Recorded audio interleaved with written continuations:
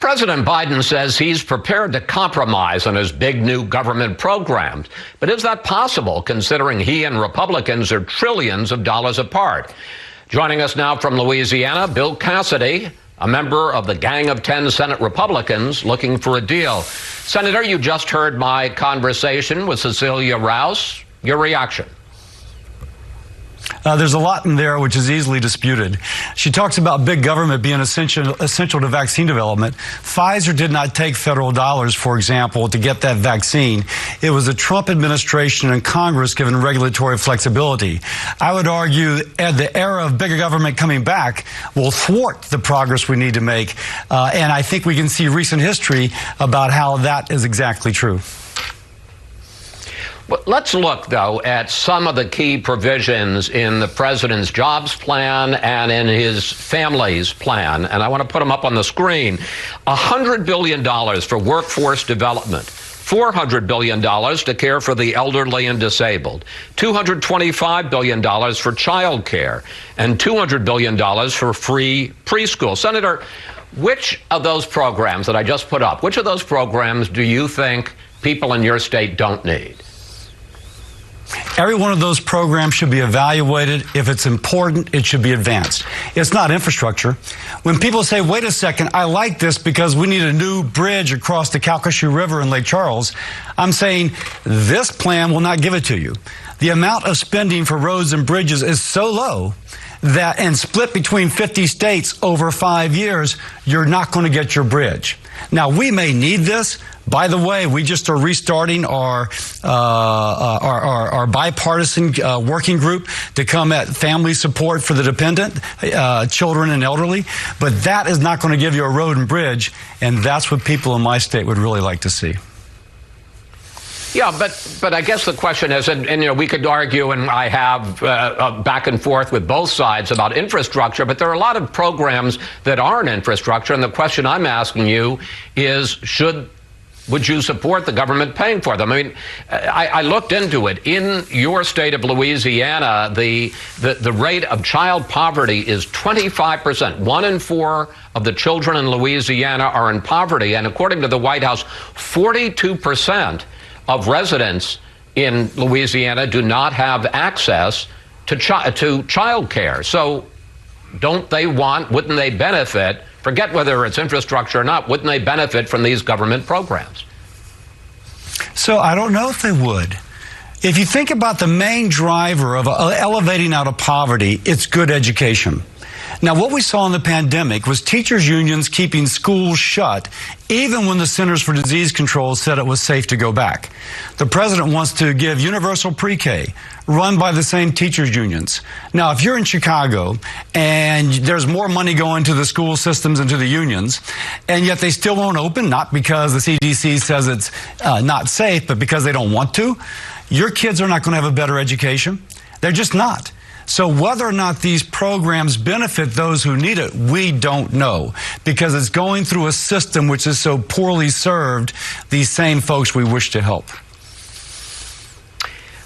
As I talked about with Ms. Rouse, there's not only a disagreement about spending, there's also a disagreement about how you're going to pay for it. And one of the main Republican objections to the Biden plan is it would undo much of the Trump tax cuts. But I want to take a look at those tax cuts. According to the Tax Policy Center, the average first-year tax cut for a household making less than $25,000, the average tax cut was just $60.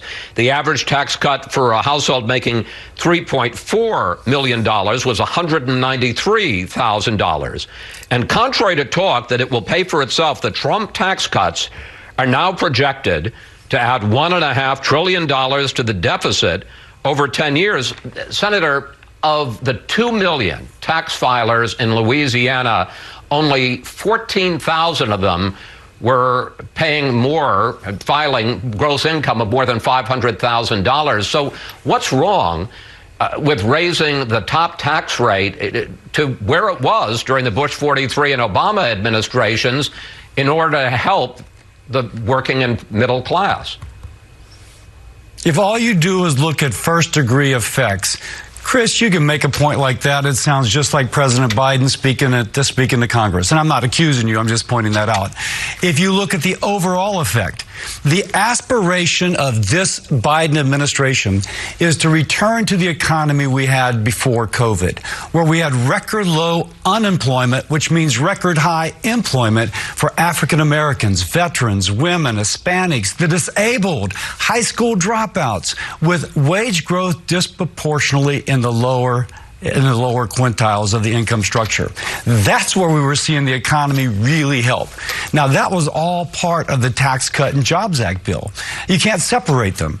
And so if you want to say, my gosh, these people are making more money, why don't we return and keep the Tax Cut and Jobs Act? That's the flip side of the question you're asking. And I think that flip side is the part that should be emphasized. But the argument is, and there certainly is some data to indicate, that the Trump tax cuts benefited the wealthy and corporations more than they did the working and middle class. And I want to play a bit of what President Biden said to Congress on Wednesday. Here he is. The American Jobs Plan is a blue-collar blueprint to build America. That's what it is. The president says that his plan is going to help the working and middle class by making the corporations and the wealthy, people over $400,000 a year, pay more. What's wrong with that? Yeah, so if you raise, academics would say if you raise taxes on corporations, you have lower wages, you have less investment, and you hurt shareholders. Think pension funds.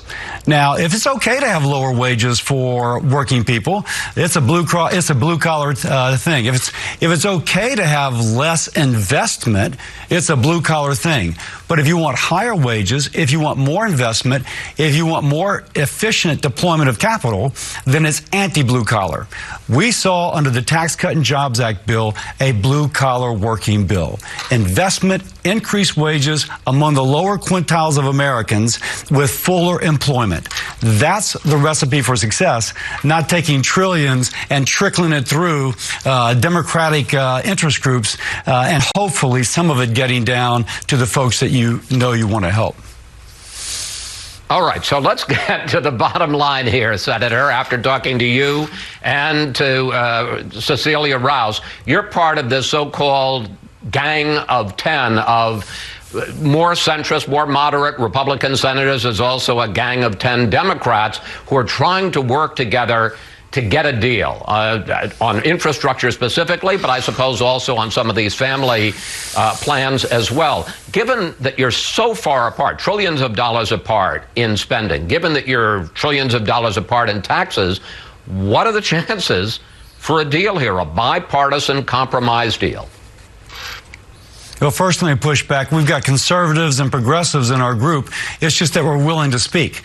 And I think if the definition of moderate is what you traditionally is, it's better to say conservatives and progressives coming together to find common ground. Now, in terms of being far apart, we're far apart on the scope. If you're talking about a scope, which is roads and bridges and internet and tunnels and airports and waterways, we can be pretty close. If you're talking about spending hundreds of billions of dollars to benefit public service unions, then we're far apart. So if we can agree upon the scope, we can fix those bridges in Louisiana and elsewhere. And I would argue the administration needs to kind of be honest with the American people. If you really want roads and bridges, come where Republicans already are. If you want to give us permission to do a lot of other stuff, well, that's a different story. But roads and bridges, we're a lot closer than you might think. Senator Cassidy, thank you. Thanks for joining us this weekend. It is always a pleasure to talk with you, sir.